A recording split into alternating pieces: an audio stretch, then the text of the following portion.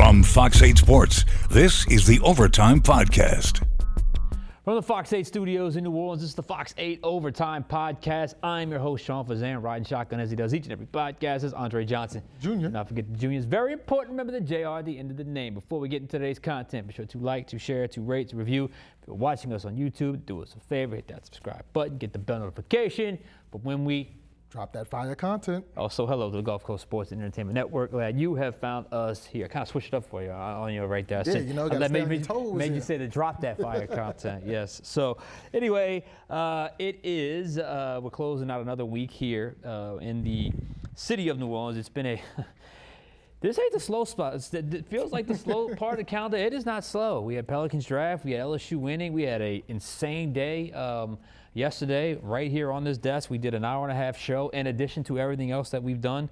And it has been a crazy stretch. Oh, by the way, training camp starts in a couple weeks, so it's getting even crazy. How you feeling today? You know, like you said, it's been a wild week. You know, we did the Pelicans show right here, got live reaction for both of the Pelicans' first-round picks. At the same time we were doing that, there was an LSU celebration show going on in the other studio on the side of this camera. So, yeah, it's despite this being the down part of the year, when the NBA draft rolls around and you got 2 first-round picks and LSU wins a natty, then, you know, kind of got to stop everything you're doing and focus on that. But we're back to Saints football for this one. Shout out to Juan Kincaid, who's got the best vacation ever. He's got the best time vacations ever. So anyway, just messing with you, Juan. All right. So look, it's that time of year. It is slow when it comes to the Saints. They've been on their summer break. That happens. So you really get to these topics that are really a little more detailed, just because there aren't a lot of fresh things happen just in terms of on the football field and that sort of stuff. But I felt like this was a pretty good topic to discuss today because it's motivation, and it's a very important, it's an under-discussed issue, but it's still a very important issue. That is the concept of contract years. And contract years means more money. More money means more motivation. Man, don't ever say players aren't motivated by money. Why wouldn't they be? Or not, maybe not just money, but also the idea of getting rewarded for their hard work and doing the best that they can. And you'll see we got a list here of contract years for the Saints. Some feels like the beginning of the beginning.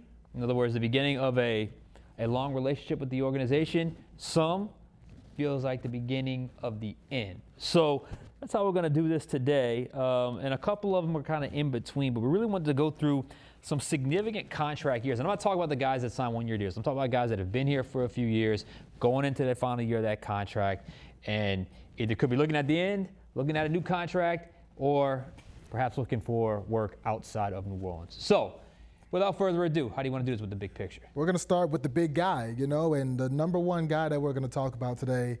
He's the one that probably has the most to gain and the most to prove heading into his last year, because his 5th-year option as a former first-round draft pick was not picked up by the New Orleans Saints. So offensive lineman Trevor Penning heads into a contract year playing left guard for the first time in his career. How big is this year for him? I don't think there's a player on the organization that has more on the line this year than Trevor Penning. I don't think that's overstating it. I think that's just the reality. I think the third position shift in the last 3 years, back-to-back years, shifting over to left guard, a position everyone feels like he's going to be much better at, suits his skill set. He himself feels like he's going to be much better at. It has to work out. It has to work out, but there's so much on the line, because if it does work out, I think there's a huge reward at the end of this. They did not pick up the 5th-year option. That was not going to happen, obviously, based off the prior 3 years that he has had. However, that leaves him a free agent right away now after this year. So if it works out for him, you could be looking at a nice, lucrative contract for Trevor Penning, nice 4 or 5-year deal, whatever it is, especially if this offensive line improves and becomes the model offensive line, like the offensive line the head coach just left in Philadelphia. And look, with 4 first-round picks, that's obvious. And that's really what the goal should be. But if it doesn't, A, he's not back here. B, his days as a starting offensive lineman are probably over. C, you're looking at big B when it comes to bust. And D, I don't think you can. This is also not overstating it. It could derail his entire career. So much is on the line in 2025 for Trevor Penning. I agree with you because he's been fighting that bust tag essentially his entire career. And as an offensive lineman, if Trevor Penning doesn't work out at left guard, the new position that he says he's more comfortable in, that the coaching staff feels he's best to play, if I'm another one of the 31 teams in the league, Saints don't re-sign Trevor Penning because it didn't work out this year. And I'm looking at Trevor Penning in the free agency. I'm like, well, your former team that drafted you tried you at left tackle. It didn't work there. They put you at right tackle. They didn't think you were a great option there. So they moved you where you were more natural at left guard, and it didn't work there either. At that point, what do we need you for? So, I mean, I don't want to be dramatic when I say this, but I think the 2025 season is the biggest crossroads of Trevor Penning's career so far because if he plays well, you start to validate the Saints' decision in picking an offensive lineman like that in the first round, in moving him to left guard even though it hadn't worked on the outside, and all of a sudden the Saints look good and Trevor Penning is in line for a big contract because we know how much this organization values its offensive linemen and the trenches because it shows in the way that they draft. And if it doesn't work out, I don't know if there's a spot for Trevor Penning in the league because he's failed on the outside. If you move him into the inside and he fails there, it's like, well, what else is there? Well, if it fails, his days as a starter are over. He'd probably catch Maybe work, backup somewhere. But it's also important to point this out. All sides want this to work. Yeah. The Saints, it does not look good for the Saints organization if they have a bust first-round pick.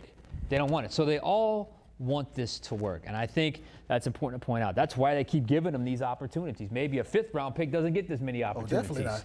But a first-round pick does. I liked when Trevor talked to us a couple weeks ago. I liked the demeanor that he had, the tone that he had, the way he's embracing it head on. The way, sometimes, I don't know if this is a stigma, but playing tackle is like the premier position. Playing guard is not necessarily the premier position, but he seems to be embracing it. So I think that's certainly a good thing. And I think there's also this, and we alluded to it earlier, it's not just good for Trevor if it works out personally. If it works out, just that one move, that 1/5 move of shifting him out inside, the force multiplier effect that could have, stabilizing the offensive line, which in turn stabilizes the running game, which in turn helps the young rookies, the young quarterbacks, which in turn allows those quarterbacks to have more time in the passing game. Everything starts up front. So personally, it's huge for Trevor Penning. But for the Saints, there's a big reward if it works out as well, but just by making that one shift because of what could multiply as a result of that move. Absolutely, because, I mean, if you're Trevor Penning, and also, by the way, it makes Kellen Moore look great. Right. Because Kellen Moore coming in as a first-year head coach, it takes guts to look at a former first-round pick on the precipice of, his career going one way or the other, to look at him and say, I'm going to play him in a position he's never played before. But you kind of give him the benefit of the doubt because of where he came from in Philadelphia and how consistently elite that offensive line has been over there. So, yeah, you get Penning to work out. All of a sudden, you look at the line. We know Eric McCoy's a baller. We know that Cesar Ruiz is consistent. He's been, the steady influence across that line. You got two seemingly talented rookies on the outside, or a second-year player and a rookie in Kelvin Banks Jr. So now all of a sudden you're looking at the offensive line. Not only would this be the best offensive line the Saints have had in a while, if Trevor Penning works out at left guard, you're looking at one of the best offensive lines in the NFL. I mean, I don't think that's a stretch. Yeah. And I think that's always been the goal when you put that kind of draft capital up front. It should be one of the best. And they probably came into the season with the worst last year. I mean, that's just the way it goes because there were so many unknowns.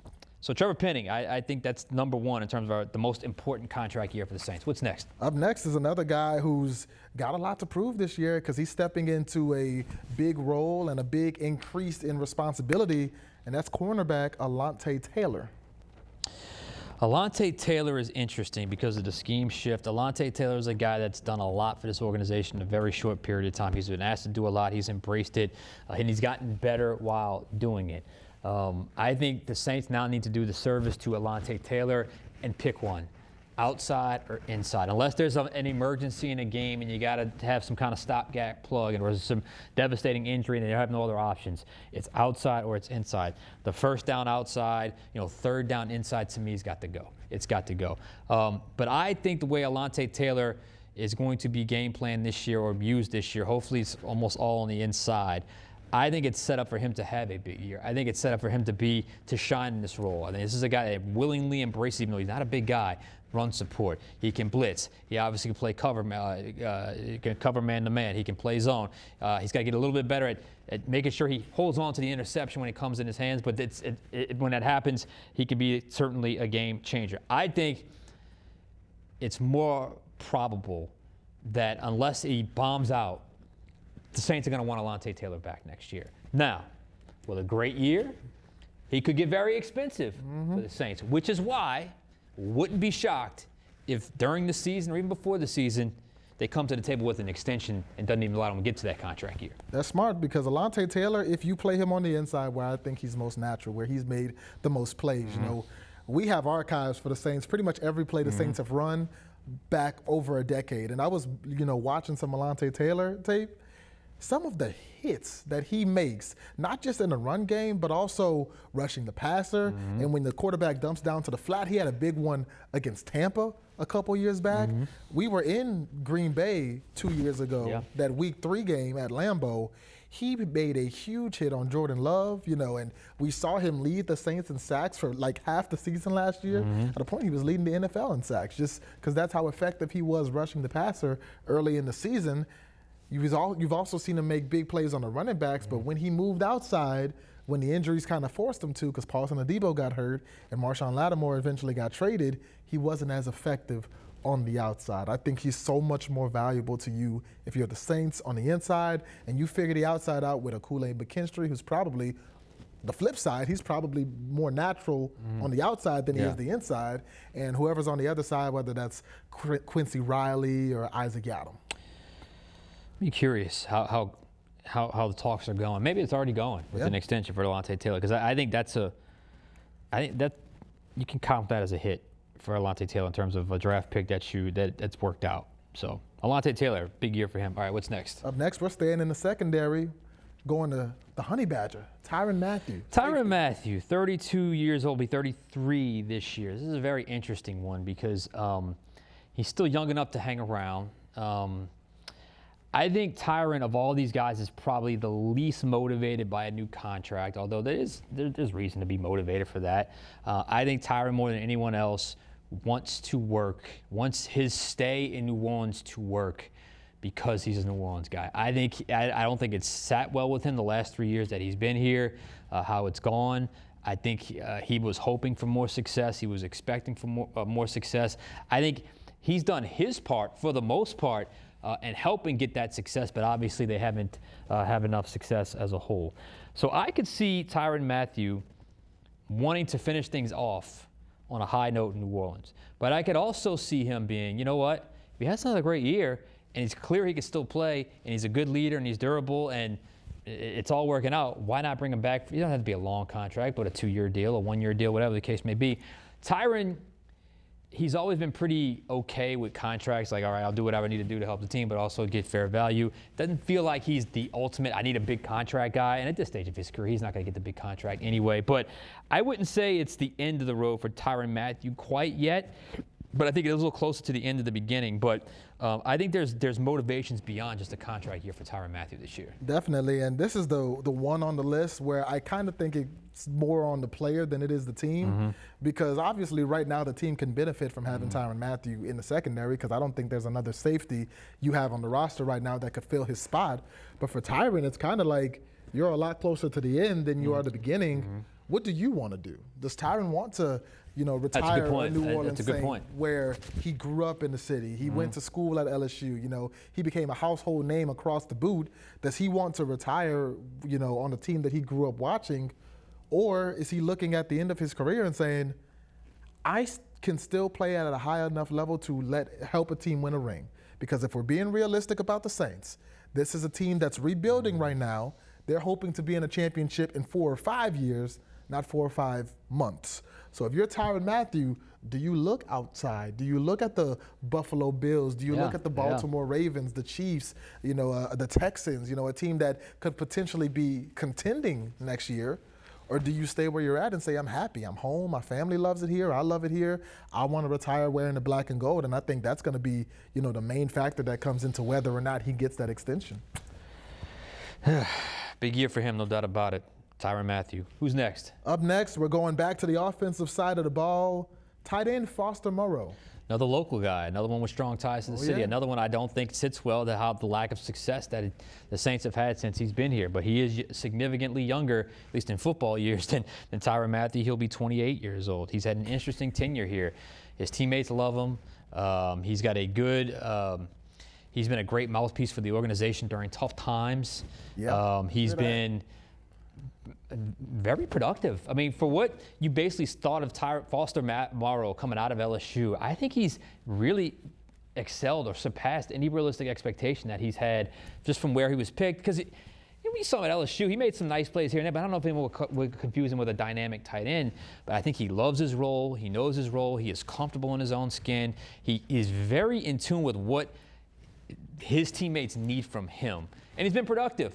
The question is, with a good year, who are the other tight ends in the room? Do they also, do they feel like it's a younger option and cheaper option? I can see that. But I still think if Foster has a good year, I think he's back on a decent deal with the Saints. You probably saw me chuckle when Sean called him the mouthpiece of the Saints, and that's because I always joke that he's the Saints spokesperson, because when they fired Dennis Allen, it wasn't Mickey Loomis that came to talk to the media the first day after that. It wasn't Mrs. Benson. The Saints sent Foster Moreau to talk to the media. And Tyron Matthew. The first two people we heard from after they fired their head coach, they sent Foster Moreau and Tyron Matthew out there, and they did a good job representing the organization. And that's the kind of guy that he is. He has a very solid role here. He's a great teammate. And honestly, as the number 2 tight end, I think he's more productive than most other number 2 tight ends in the NFL. The only way the Saints look over him and say we may not have to extend him is if a Dallin Holker, who was the undrafted guy last year, who we both had a lot of hope for going into the year. He struggled with injuries. And a Malike Mataveo, the 7th-round draft pick out of UCLA, if one of those 2 tight ends can come and maybe show you something in camp, show you something in preseason, start to work their way up the depth chart, you're looking at it as the Saints and you're saying, okay, Foster Moreau is 28, this guy's 22, and we feel we could get out of the 22-year-old what we got to get out of the 28-year-old for less money. So if one of those tight ends maybe starts to work their way up the depth chart and really starts to emerge as a legitimate receiving option, maybe you look past Foster Moreau. But if that's not the case, I think that he's giving you exactly what you wanted, if not more, when you brought him in here. Hopefully he's fully healthy by the time training camp rolls around, so he can kind of get moving, get going pretty quickly. And that way gives himself the best opportunity. All right, who's next? Up next, offense, defense, special teams, wherever you want them. Taysom Hill, the jack of all trades. Yeah, one of my favorite players. Love Taysom Hill. Love Taysom Hill. I think it's the beginning of the end, though. I think this is a contract year. He's 35 years old. His body's been banged up. I think it's the beginning of the end. I think this is probably going to be his last year here. I mean, what can you really do with a 36-year-old? I hope he is healthy to go this year. And if he's not healthy, hopefully it's more towards the beginning of the year. That way he can maybe close out the season healthy. In Taysom's case, look, when you made that waiver wire acquisition a few years ago, you could not have ever envisioned what he has turned into. I don't even think Taysom could have envisioned what he's turned into. Because it didn't exist. It didn't exist. He created it. He created his own lane. He's the most unique player in the NFL. All the time comes for everyone. And though I still think he can play, he's still explosive. The injuries have been piling up. We haven't seen him except for the mini camp where he was there checking out practice while he was, off to the side. But I hope he's healthy. I hope he's ready to go. But this contract year, I think is more of a sign of it's probably the end for Taysom Hill after 2025. Yeah, exactly. I don't even know if it comes down to the Saints wanting to sign Taysom to an extension, because I don't know if he has one more year in him after this. But, I mean, he's been arguably the most dynamic player on this team. Some would argue the best player on this team for everything that he's done, but you can't look over 35, 36 years old. Yeah. I mean, you look across the NFL, where are you going to find a 35-year-old running back that's relied upon like he is? Where are you going to find a 35-year-old receiver that's relied upon like Taysom Hill is? Even a 35-year-old tight end is not relied upon to do the things that Taysom Hill does. The only place you're going to find a 35-year-old outside of maybe kicker and punter is quarterback, because you can't really hit quarterbacks, so it's easier for them to play deep into their careers. With Taysom, it's the opposite. He lives on being hit. Yeah, he loves contact. Right. No matter where he plays, he's gonna, invite contact just because of his unique playing style. So for Taysom, full disclosure, as a fan of this team, Taysom's probably my favorite player to watch because he can do things that not only can nobody else in the league do, he can do things that I've never seen anybody else really in the history of this league do. So, I'm going to enjoy watching Taysom this year. I hope he comes back healthy, but, he's another one who's a lot closer to the end than he is the beginning. Interesting year for Taysom Hill. Just get healthy. Who's next? Colin Saunders going back to the defensive line. All right, this is an interesting one because he'll be 30, I believe. It feels like to me, Colin Saunders, the scheme fit or lack thereof, he could be a casualty of the scheme change. I don't know. If you look at the defensive tackle position, who they have, what they're asked to do in these types of systems, I don't know if Colin Saunders is the outlier. And that body type is not unknown around the NFL, but usually that's a 3 technique, very quick, get up the field type defensive tackle. He's 6'1.5", 320. Great. He's another one. He articulates things well when we ask him questions. I know there was a little bit of frustration at one point last year based off snaps he was getting, but that kind of swung back in his direction.